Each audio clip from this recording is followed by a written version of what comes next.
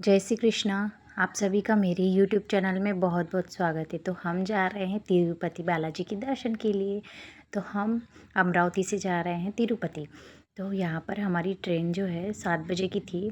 तो हम लोग बस आ चुके थे टाइम पर और यहाँ पर ट्रेन रवाना भी हो गई। और हमारे बच्चे जो है मस्त ट्रेन में खेल रहे थे, एंजॉय कर रहे थे। और बाहर का नज़ारा बहुत ही अच्छा था क्योंकि बहुत तेज़ बारिश हुई थी थोड़ी देर पहले। और आगे रास्ते में तो बारिश नहीं थी, लेकिन मौसम बहुत अच्छा था। आगे का नज़ारा बहुत ही सुंदर था। मस्त पहाड़, हरियाली और काफ़ी अच्छा लग रहा था क्योंकि धूप थी नहीं। उसके बाद में हम लोग पहुंच चुके थे तिरुपति बालाजी नेक्स्ट मॉर्निंग में। मैंने कुछ ज़्यादा वीडियो शूट नहीं किया था। और उसके बाद में हम लोग रेसिडेंसी में गए और उसके बाद में सब जो भी था सामान वगैरह रखा और पेपर वर्क करके हम लोग ने पी चाय और कॉफ़ी। उसके बाद हमें निकलना था बाकी मंदिरों के दर्शन के लिए थे जो कि तिरुपति में हैं। तो फिर हम लोग रेडी होने के लिए रूम में आ चुके थे और ये रूम से बालकनी का व्यू है। तो कुछ इस तरीके से था। और वहाँ पर पीछे की साइड में जो व्यू है वो कंस्ट्रक्शन चालू था वहाँ पर। फिर हम लोग रेडी होकर आ गए थे गोविंद राजा टेम्पल, जो कि हमारी रेसिडेंसी के पास में ही था, थोड़ी दूर पर ही था। तो हम लोग पहुंच चुके थे। ये कुछ थोड़ा सा ही व्यू लिया मैंने क्योंकि मोबाइल अंदर ले जाना अलाउड नहीं होता है, इसलिए फिर उसके बाद में हमने मोबाइल वहाँ पर जमा करा दिए थे और हम लोग दर्शन के लिए चले गए। काफ़ी अच्छा मंदिर था। मंदिर इतना सुंदर बना हुआ था कि मैं क्या ही बताऊँ। और भीड़ तो काफ़ी ज़्यादा थी। उसके बाद में हम लोगों ने नाश्ता किया। बच्चों को काफ़ी भूख लग चुकी थी। उसके बाद नाश्ता करने के बाद हम लोग निकल पड़े थे पद्मावती टेम्पल के दर्शन के लिए। तो पद्मावती टेम्पल में भी काफ़ी भीड़ थी। इतनी भीड़ थी कि हमें कितने 4 घंटे लग चुके थे दर्शन के लिए। उसके बाद में हम लोग रूम पर वापस गए पद्मावती टेम्पल से। और उसके बाद हम लोग शाम को थोड़ा सा रेस्ट करने के बाद फिर से हम लोग आए कपिलेश्वर। तो हम पहुंच चुके थे कपिलेश्वर मंदिर में। तो ये है कपिलेश्वर मंदिर का एंट्रेंस।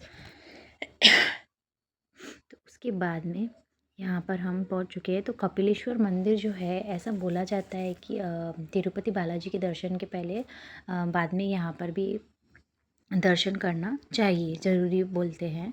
क्योंकि कपिलेश्वर जो मंदिर है इसकी कहानी कुछ ऐसी है कि उस टाइम पहले प्राचीन टाइम में जो कपिल ऋषि मुनि हुआ करते थे, उन्होंने काफ़ी तपस्या करी थी शिवजी और पार्वती जी को प्रसन्न करने के लिए। यहाँ पे कठोर तपस्या की थी।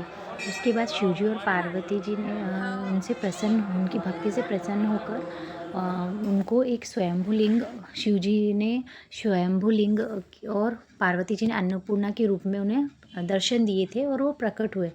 फिर उनकी स्थापना, उस लिंग की स्थापना स्वयं जो ऋषि मुनि कपिल थे उन्होंने, उनके द्वारा ही हुई थी। इसीलिए वहाँ जो है कपिलेश्वर जो नाम पड़ा है वो उन्हीं के नाम से इसलिए कपिलेश्वर पड़ा, क्योंकि वो ऋषि मुनि कपिल द्वारा ही वहाँ पर उस शिवलिंग का स्थापना हुआ था। तो ये मंदिर काफ़ी अच्छा था। और यहाँ पर एक झरना भी है जो कि जो नीचे है पुष्करनी, ये उसके अंदर ही गिरता है और ये बहुत ही पवित्र माना जाता है उसका पानी। तो यहाँ पर बस हम लोग दर्शन ही कर रहे थे। तो यहाँ की स्टोरी कुछ इस तरीके से है कि जो कपिल मुनि थे, ऋषि मुनि, उनके द्वारा ये सब हुआ।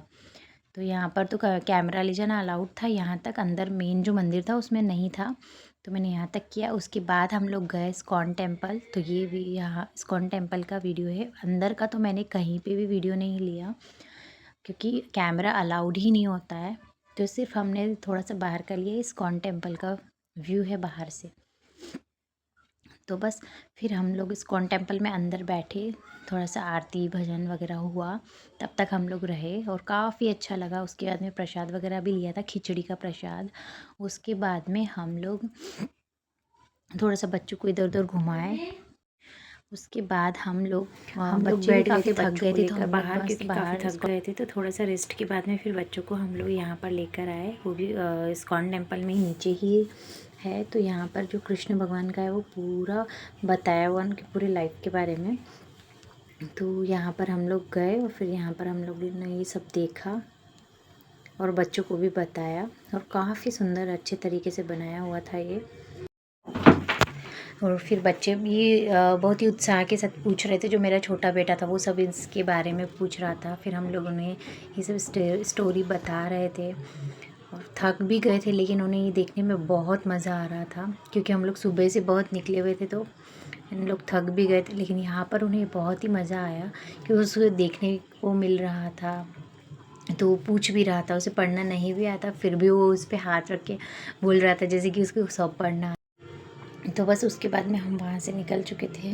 बस हमने खाना खाया और रूम पे चले गए थे। अगर वीडियो अच्छा लगे तो प्लीज़ लाइक कीजिए, शेयर कीजिए एंड सब्सक्राइब कीजिए। Thank you.